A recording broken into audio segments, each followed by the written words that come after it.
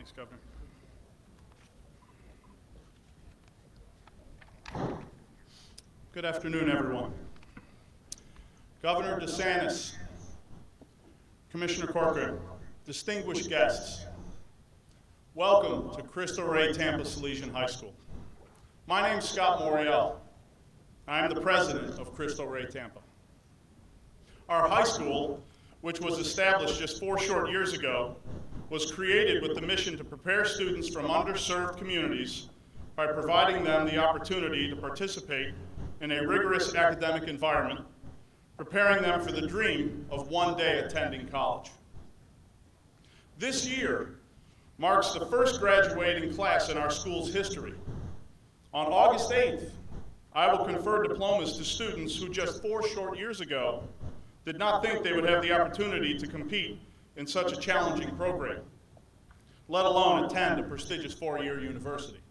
Might I add, 98% of these students are going to college. Many of these young men and women will be first-generation members of their family to go to college. Our story here at Cristo Rey Tampa is truly one of the American dream, providing the opportunities that wouldn't be possible if it were not for the leadership of our governor and the representatives of the great state of Florida. Cristo Rey is so fortunate to serve our students under the Florida scholarship programs. We couldn't be prouder to host Governor DeSantis at our school today to mark this special occasion. The governor understands that we are moving toward a new definition of public education. 30 years ago, in Florida, public education meant one thing. Your zoned school district assigned was determined by your zip code. Today, over 40% of the students in Florida, funded by our taxpayers, do not have to attend zone schools. They attend district-run magnets, charter schools, take virtual classes, and participate in college classes under dual enrollment. And yes, students are also fortunate to receive taxpayer funding to attend private, faith-based schools like Cristo Rey Tampa. No one type of school is better than the other, but one school may be a better fit for an individual student. Cristo Rey Tampa Salesian High School, as it's stated in our mission, was created to strengthen the competence, confidence, and aspiration of our students from economically disadvantaged families, empowering them to build fulfilling lives that advance the common good of all people. Together, we are truly building tomorrow's leaders. Governor DeSantis has been a strong supporter of educational choice even before he became governor. But he could have been any stronger in his convictions since he took office. In his first year as governor, he listened to low-income parents on the waiting list for tax credit scholarship program and pushed for the creation of the Family Empowerment Scholarship. This scholarship is not dependent on tax-credited donations from companies. The funding from the scholarships comes from the state budget. Therefore, the funding is not dependent on the profit of donors.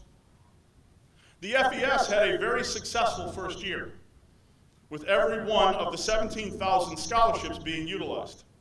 With his leadership, the governor came right back and made the expansion of the program a priority again this year.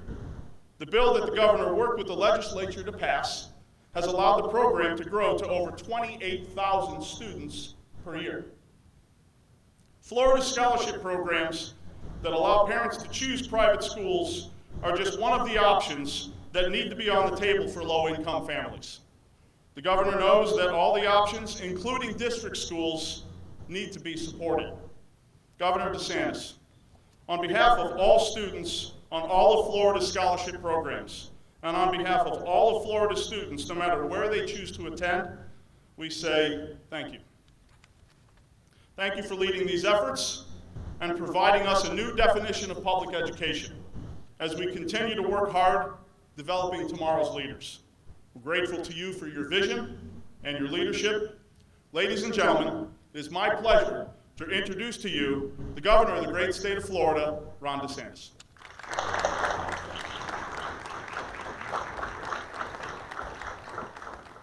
Well, thanks so much, Scott. Thanks for having us here today. It's great to be here. Congratulations on the success that you've had I know your valedictorians going to Rice, which is a great achievement, but I just ask maybe let your valedictorians stay in the state of Florida. We've got some great universities here as well, but I know that they have a lot of opportunities, and that's a good thing. I want to thank some of the folks who are here with us. I think we've got a number of legislators here. Raise your hand if you're a legislator. I got Wenge, got Jamie Gran, I got Susan Valdez, I got Senator Stargell. Is Tom Lee here? Tom Lee, Bush, yeah, there he goes again. Yeah, so thank you guys for coming. We really appreciate it. We worked really hard this year to be able to deliver for students and families when it comes to education in the state of Florida, and it was a tough fight on a lot of this stuff. Yesterday we were able to sign the bill to increase Florida's average minimum teacher salary in the state of Florida to take us from the bottom 25 states into the top 5. That was a really important thing, one of the biggest initiatives that's ever been able to be accomplished in a generation here in the state of Florida. That will, one, I think, reward teachers who are doing a good job. It'll be good for students. It'll be good for families. It'll also help us continue to recruit people into the profession as we go forward. So that was a really, really big victory. The budget is obviously going to be a little bit more difficult than we anticipated, but I felt that we had to deliver on that core promise, and so that's going to be in the budget. It's good to go, and people will be able to benefit from that very, very soon. We also were mindful of a lot of our low-income families who needed additional help to be able to get their kids in the school that best fits that child's needs. We had success doing the Family Empowerment Scholarship during my first year as governor because we had 15,000 to 20,000 kids sitting on a wait list for Florida's tax credit scholarship program. And we believed that we wanted those kids off the wait list. We wanted to be able to empower parents. Many of them are low-income parents. Many of them are single mothers, working mothers, to have a meaningful choice and to get their child in the best environment. So we did the Family Empowerment Scholarship, which effectively cleared the wait list. But what we found was there was a lot of support. There was a lot of interest in utilizing that. So we knew that we needed to make sure that we weren't going to let wait lists build up again in the future. So this particular bill that I'll sign into law today expands. It builds off a lot of the success we've had. We're going to hear from Chikara Parks, who's got 4 kids on scholarship, about how meaningful this is to mothers, families, kids, and this will mean more opportunity. And if you look at a lot of the stuff that's going on in our country, a lot of different controversies, I think if we in the state of Florida can say we're doing everything we can to make sure that any child, regardless of income, regardless of family status, regardless of race or ethnicity, has tools to be able to make the most of their God-given talent. If we succeed in doing that, then we're going to be doing probably as much than anything else that we can do. So I'm excited to be here for this. We're going to hear from a couple folks before I sign the bill.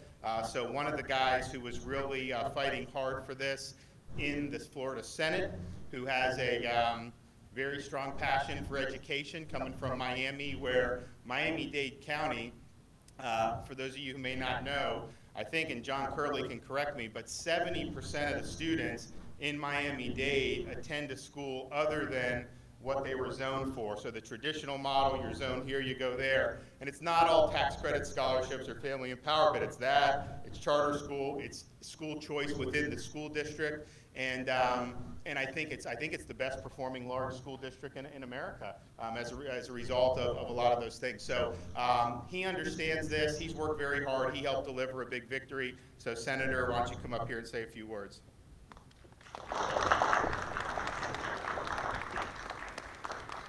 Thank you, Governor. And I just want to, first of all, thank you, because from the very beginning when you took office, you became the education governor, and you made it a priority, and that is completely shows. And this week, where yesterday you signed Huge bill and a win for teachers in our state, making us in the top 5 with teacher salaries. And today you're here to sign a bill that is going to continue to provide opportunities for all students and all families in our state. And it just shows the balanced approach and the fact that you want our families to have a choice.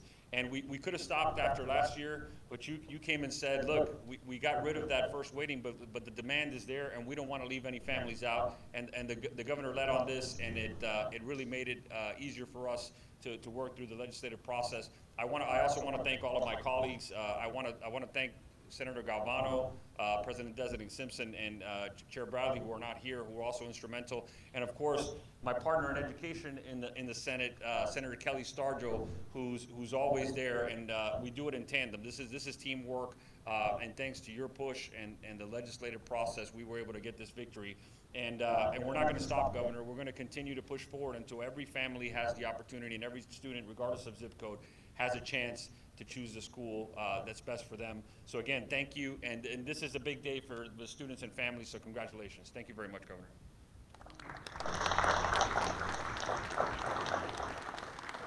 All right, we got a graduating senior here, Aiden Montero. So he's going to come up and say a few words.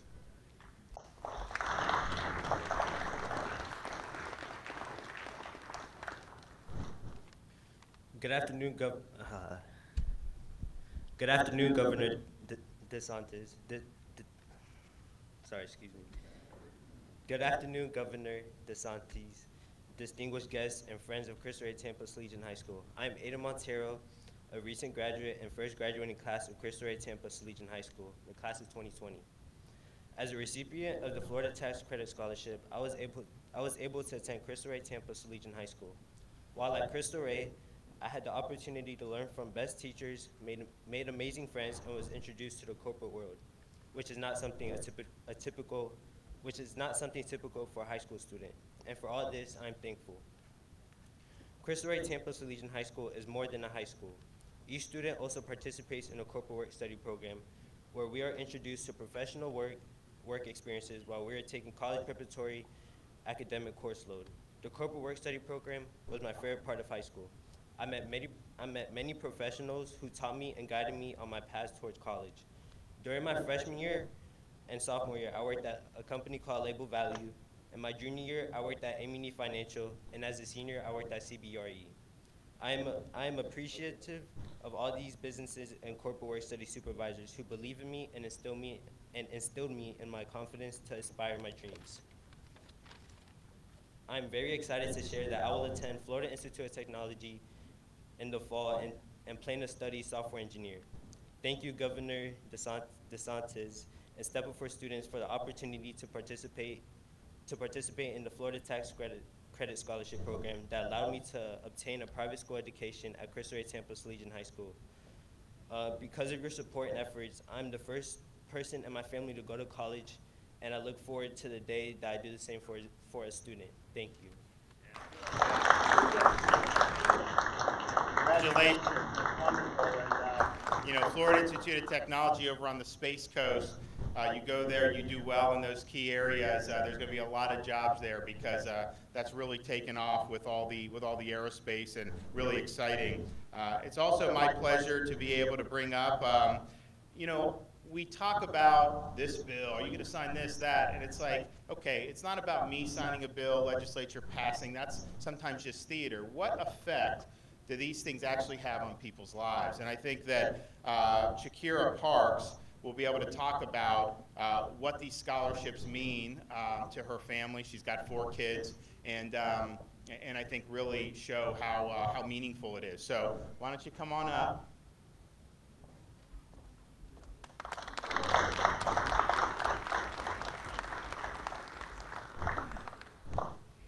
Hello. Again, my name is Shakira Parks. I have 4 children that received the Florida Tax Credit Scholarship. I have Kamija, who's in the 9th grade.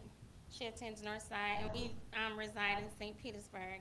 I have Tanija and Daquan, who attend Academy Prep of St. Petersburg, and I have Tejan, who attends Mount Zion.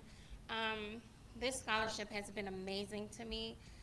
The experience I've had in public school, it's some are good, and I always say that some public schools are amazing, and then there's some that are just not. And because I didn't have the choice to choose that with public school, the good schools, we're on the waiting list. We're number 7 for 2 years, so it was just a lot. To be able to receive this scholarship, it's amazing. I can't say it enough. So today, I just wanted to say thank you. So I am a full-time student, and I work part-time as a substitute in Pinellas County Schools. I want to say thank you so much. Thank you from the bottom of my heart for caring enough. Thank you for making me and my family count. Thank you for choice. Thank you for not only thinking of being involved, but actually being involved. Thank you, Governor DeSantis, for living our dream with us in the wake of it all. Thank you, Commissioner Cochran, Chair Diaz, and everyone else who supported this bill. You all have helped me break the educational gap that has tried to continue forming on my bloodline. Thank you for creating our new norm. Thank you for expanding scholarship opportunities for family in Florida. The visions are possible when there are supportive believers. Thank you for believing.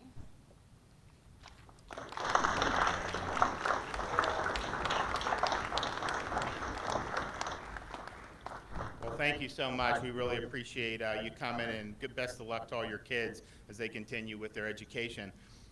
Commissioner Richard Corcoran has been leading fight for our teacher pay initiative, which is very important, and then obviously helping expand educational choice for low-income families. So Richard, you want to come up?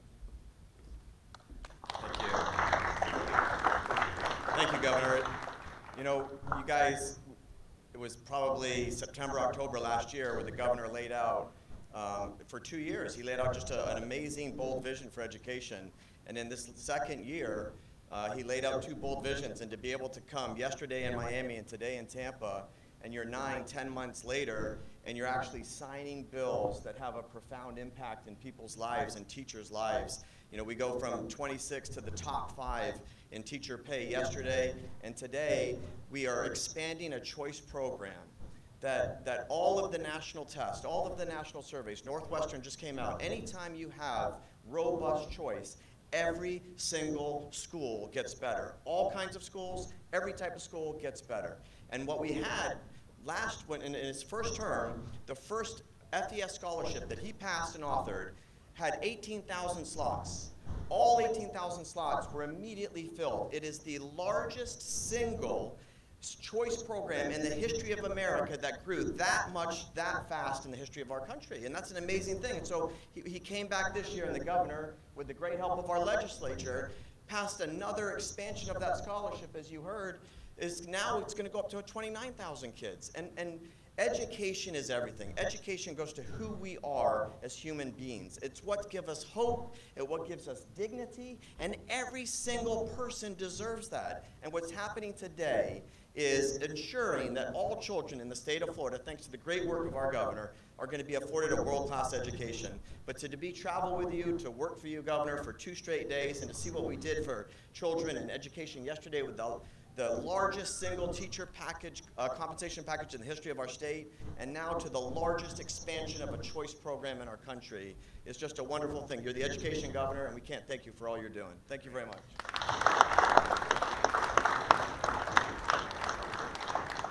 Well, thanks, Commissioner, and I'm going to go over here in a minute and sign the bill, but I would also just like to say I think it's good that if you looked yesterday when we did the teacher pay initiative, we had a number of our bipartisan coalition. I know Representative Bush was there, Omfroy today. We got Wengay Newton, Susan Valdez.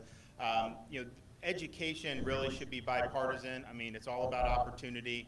And it's really good that we've been able to get you know, a lot of bipartisan support for some really good initiatives. And we have some others coming down the pike once I get done signing all these bills over the next few days. But as of right now, we'll get one in the books. Here we go.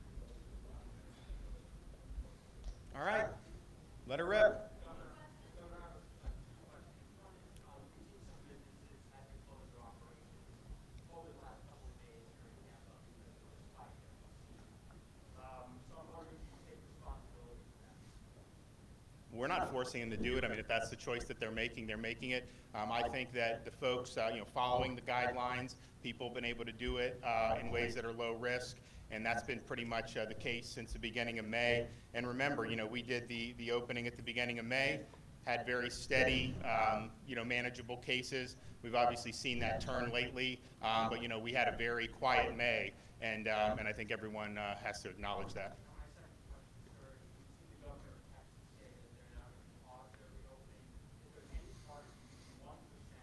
Well, where we are. I mean, I'm not taking, I didn't say we're going to go on to the next phase. We've done a step-by-step approach, and it was an approach that's been reflective of the unique situation of each area. So, for example, South Florida, they've been on a different schedule. They've been on a much slower schedule. They also are having the biggest outbreak still, even with that slower schedule. So that's the way, it's been done. We never anticipated necessarily doing anything different in terms of the next phase at this point anyways. So we are, we are where we are. Obviously, South Florida is where they are. I think the main thing is just for folks to, look, in May, if you remember, end of April, May, all the way through, coronavirus was relatively quiet in Florida. You had manageable cases. Our positivity rate was 4 or 5% consistently. And we had nursing home outbreaks. We had issues we were dealing with. Obviously, we were testing all the nursing homes, very important. But then you got into kind of Memorial Day. You had a lot of protests for 2 weeks, and it kind of fell off the front pages. And I think that folks thought, hey, let's move on to the next thing. And I think we know that it's not something that just goes away. It's something that you got to understand, you got to live with. And I'm confident that people, if you follow guidelines, if you follow the instructions from the local and the state and the federal officials, you can do things in a low-risk way. But I do think that folks just, look, it's a natural human thing. You're having more contact, you're doing things. And so we've seen most of this case growth in those under 40 category. And look, they are less at risk, there's no doubt about it. They obviously want to be out there and be very, be more social. You can do little things that will make a difference. I mean, we have everyone, wearing a mask because they're not 6 feet. And so that's an appropriate thing to do. Obviously, avoiding really close quarters, particularly indoor with poor ventilation, that is going to be a situation where you're going to have more spread. Avoid big crowds. I know we have seen some big crowds, over the last few weeks, but the more you can minimize that, the better. And outdoors in Florida is better than the air conditioning in terms of the virus. There's just no doubt about it. The spread outdoors is minimal. If you're cooped up inside, you just tend to have more spread. The areas where we've probably had the most outbreaks have been linked to the home, where you have multi-generational families living. I know Manny's area down in Dade has seen that. And so that's just something that people should understand, that close, consistent contact. Now that you have some of the younger folks who are testing positive at higher rates, it's just important for folks in the upper age groups, whether you're a parent or a grandparent, to just understand that that's out there, continue to take the proper steps and maintain the appropriate social distance. But if you look, the seniors here in Florida have done a tremendous job. I mean, we said from the beginning of March, limit as much contact as you can, avoid crowds. They have done that and then some, and obviously we need to keep doing that as we deal with, with some of the proliferation of these infections, but particularly with those younger cohorts. And keep in mind, you are seeing infection, the positivity rate grow, which obviously we want to turn that in the other direction. Some of what you're seeing, though, is the fact that this is mass testing regardless of symptoms. And the CDC even came out today and said they think there's at least 10 times as many people who have been infected than there are actual cases in this country. And I think that's consistent with pretty much every seroprevalence study that's been done. This is by and large, particularly for people under 60, an asymptomatic illness. Now, obviously, some people under 60 could have problems, but most of the people who are testing positive now are not developing symptoms and are not even present symptoms when they test. That was different from what we were doing in March and April, where you absolutely had to have symptoms. There just weren't enough tests to be able to do. If you had symptoms, and usually you had to be a certain age, you got the test. Now we're more of a mass testing. That is a good thing because every asymptomatic case you identify, if they follow the precautions and isolate, then that can really lower the spread. Because if they're asymptomatic and didn't get a test, well, then they may go around, they may not think that they had it or doing it, and they could spread it to other people. So identifying a lot of asymptomatic folks can help us mitigate the spread of these areas. Yes, ma'am.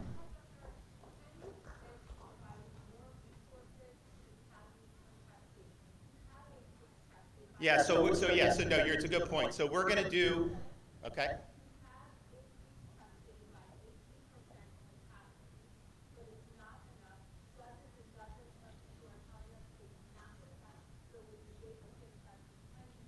Yeah, we are going to do more. So I spoke with the head of Baycare. They're going to do a site at Tropicana Field. So we're going to support if they need swabs, if they need support, we're going to do that. And then also some of our other drive-through sites, we've expanded the lanes so that people are able to get through. I mean, what happened was I was going around in mid-late March begging people to get tested because we didn't have a lot of traffic going through these sites. And now, obviously, because it's more prevalent in the news in particular, people want to, which is a good thing. So we are expanding capacity at our existing sites. We will support the Pinellas County test. And then if they need to do more at Raymond James, we're happy to do that. We're also, for every county, in fact, the test drop tomorrow. Every staff member at a long-term care facility is going to need to be tested every 2 weeks. We're actually providing all of those tests for all of those people. That'll take a little bit of pressure off some of these drive-through sites. So we want to do that. We're going to provide support for the locals. Now, of course, keep in mind also, all these big counties, Hillsborough, Pinellas, all that, they got huge dollars for the CARES Act. So they also have the ability to do some stuff, and we obviously, would expect that they would be stepping up as well. But yes, we want to be helpful on that, and we do want people to be able to get tested more quickly.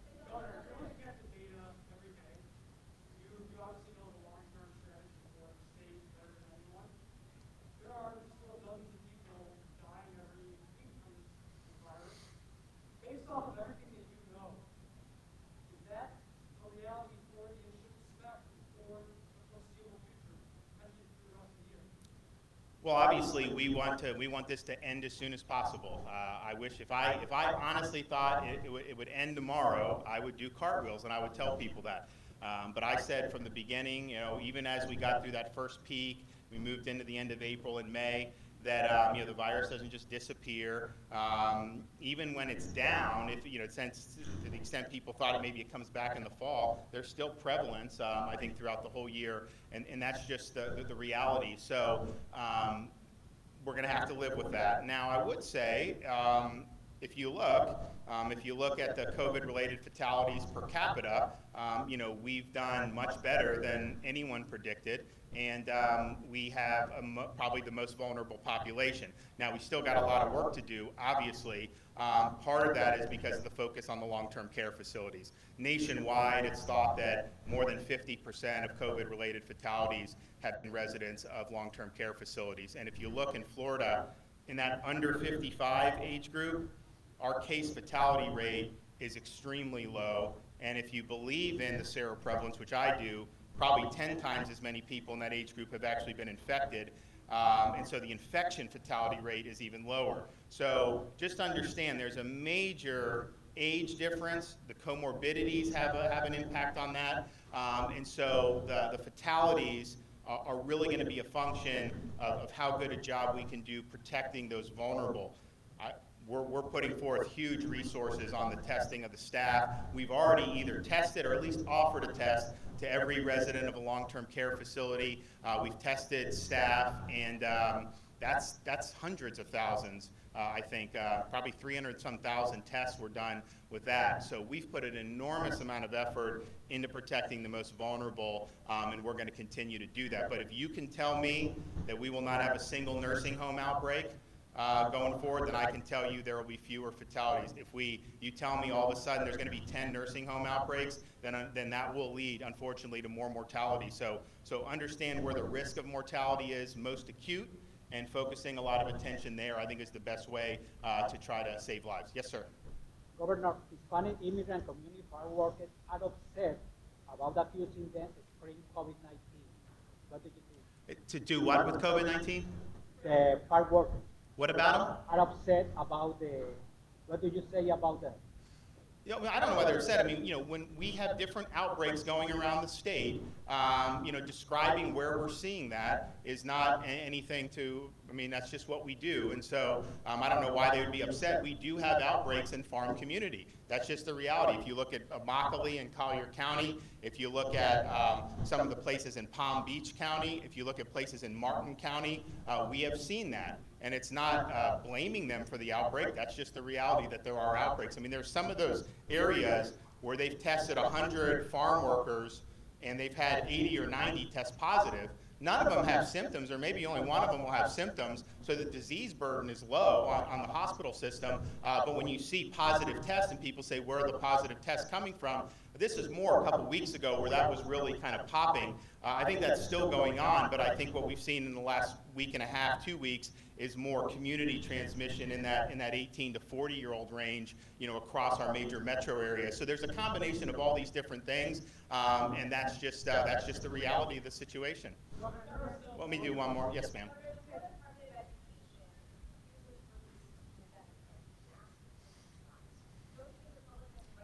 Richard, you want to take that?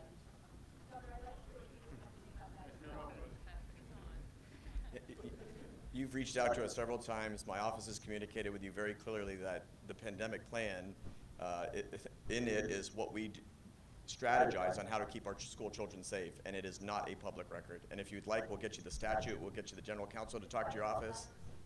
No, it's about school safety and it's about protecting children.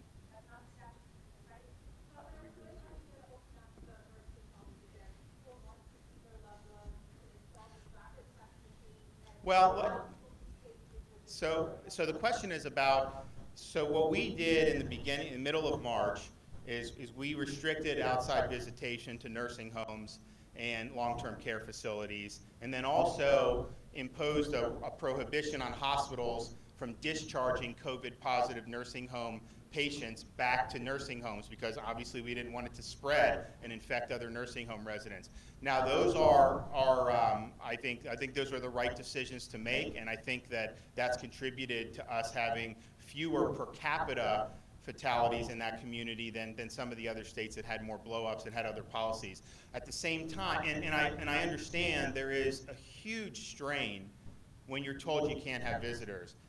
We've done things with the Department of Elder Affairs, like send in iPads so they could FaceTime with family members, and we want to be able to do that. I've told Secretary Mayhew, create a plan. I want people to be able to go in. At the same time, I can't run the risk of someone having a visitor and then having 30 nursing home residents 10 days later having this virus. The cost is very high, so it's risky. Now, on terms of rapid testing, here's the problem with the rapid testing. You have one test that's 15 minutes that typically runs false positive at an unacceptable rate. Okay, so if you want to go in a nursing home, you may test negative or false negative. You may test negative on this, you may be infected, you go in. That obviously is not good. We have other tests that are 45-minute that have about 5% are false positives. So that's also bad, because imagine if you're just going somewhere, you get a false positive, and then you're told to quarantine for 2 weeks when you really don't even have the virus. So those rapid tests they can be helpful, but there's not enough accuracy to really say that that's something that we should hang our hat on. So that's been a concern of mine. Look, had we continued on our May and early June course, and I thought that the disease prevalence was low enough, we may have moved quicker to do it. But I want to see this disease prevalence, I want to see the positivity rate go down before we start. We have over 4,000 facilities in Florida. It isn't like, if we just had 5 big super centers, then we could put infrastructure around there. But there's no way the state's going to be able to be at every one of these. I mean, you're going to have certain guidelines, and those guidelines are going to have to follow. And even with all we did to stop visitation and to have screening of the staff and everything, we still had infections. And so it's a really, really difficult thing. Yes, ma'am. Well, she's going to ask one behind you. Are there any plans to add more COVID recovery units in the Tampa Bay area? And then two, as we're seeing an increase in the Boca Raton area, are there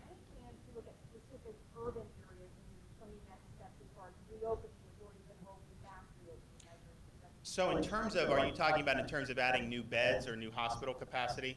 The COVID recovery that you just set up, so I think there's one in Polk County. Oh, yeah, okay, so that's different. So, so what we did, you know, it's interesting, remember back in March when everyone said we needed to flatten the curve? If you go up, the hospital system would be stressed, you may overwhelm it, and that would cause excessive deaths. If you flatten the curve, you can avoid that. But what a lot of people don't remember is you still have the same number of infections. They're just spread out over a longer period of time. So our peak before was much lower than a lot of the other states like the Northeast, for example. But as we see, I think a lot of the states that had lower peaks are still seeing cases. Really the whole Sun Belt is seeing this.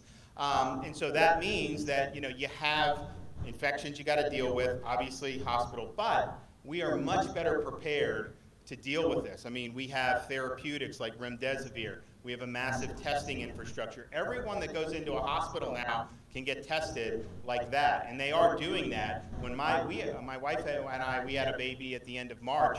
My wife didn't get tested. There weren't enough tests to go around to do that at the end of March. Now, if you go in to have a child, you have an elective procedure, they're all doing that. One of the things that we are way better off on today than we were in March and April is we now have a series of skilled nursing facilities that are COVID only. And so if you have an outbreak at a nursing home, maybe you have 2 residents that test positive, but they're not, it's amazing, some of these residents will test positive and they're asymptomatic. So maybe you don't need to send them to the hospital, but you do need to get them out of the nursing home so it doesn't spread. Well, now you have these COVID-only facilities where you can take them, have a safe place. Obviously, everyone in there has COVID, so there's no worry about the spread. And the same thing if they're in the hospital and then they become medically stable, you have a place to be able to remove them. So what the Tampa Bay area has been using is our Polk County facility, and that has a decent number of beds. I know Secretary Mayhew would like to have one in the Tampa Bay area closer. We haven't been able to necessarily nail down, because obviously you have to have the proper facility. You got to get somebody who's operating it. Sometimes that'll be a contractor. Sometimes Dolphin Point in Jacksonville, that was just going to be a regular nursing home, but it came online right as COVID was hitting. So Secretary Mayhew said, hey, contract with us and do COVID only, and they did it.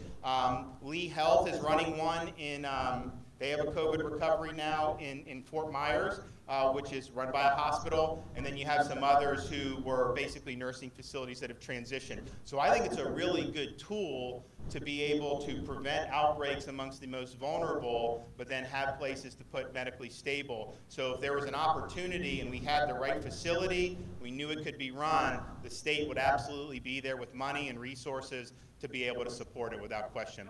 Thanks, guys.